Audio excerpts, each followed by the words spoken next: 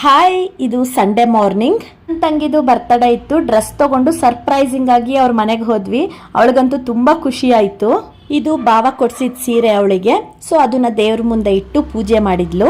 ಆಮೇಲೆ ನಾನು ಅವಳಿಗೆ ಕುಂಕುಮ ಕೊಟ್ಟು ಡ್ರೆಸ್ ಕೊಟ್ಟೆ. ಒಂದ್ ಸ್ವಲ್ಪ ಹೊತ್ತು ಅವ್ರ ಅತ್ತೆ ಜೊತೆ ಬಾವನ್ ಜೊತೆ ಎಲ್ಲ ಮಾತಾಡಿದ್ವಿ. ಕೇಕ್ ಸ್ವೀಟ್ಸ್ ಎಲ್ಲ ಕೊಟ್ಲು, ತಿಂದ್ವಿ, ಕುಂಕುಮ ಕೊಟ್ಲು. ಸೊ ಮನೆಗೆ ಹೊರಟ್ವಿ ನಾವು. ನಮ್ಗಂತೂ ತುಂಬಾ ಖುಷಿ ಆಯ್ತು. ಸಂಡೇ ಆದ್ರಿಂದ ಸಾಯಂಕಾಲ ಎಲ್ಲಾರು ಹೊರಗೆ ಹೋಗ್ತಾ ಇರ್ತೀವಿ ನಾವು. ಸೊ ಬಸವನ್ ಗುಡಿಗೆ ಹೋದ್ವಿ. DVG ರೋಡ್ ಉಪಹಾರ ದರ್ಶನಿಗೆ ಹೋಗಿ ಸಬ್ಬಕ್ಕಿ ಇಡ್ಲಿ, ರವೆ ಇಡ್ಲಿ ತಗೊಂಡು ತಿಂದಾದ್ಮೇಲೆ ಅದಿಷ್ಟಿ ನಾನು ಐಸ್ ಕ್ರೀಮ್ ತಿಂದ್ವಿ. ಕ್ರಿಶ್ ಫೋಟೋ ತೆಗ್ದಿದ್ರು, ಎಡಿಟ್ ಮಾಡ್ತಾ ಇದ್ದಾರೆ.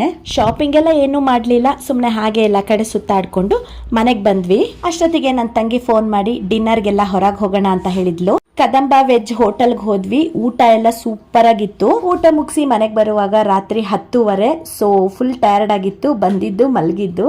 ಟೇಕ್ ಕೇರ್, ಬಾಯ್ ಬಾಯ್.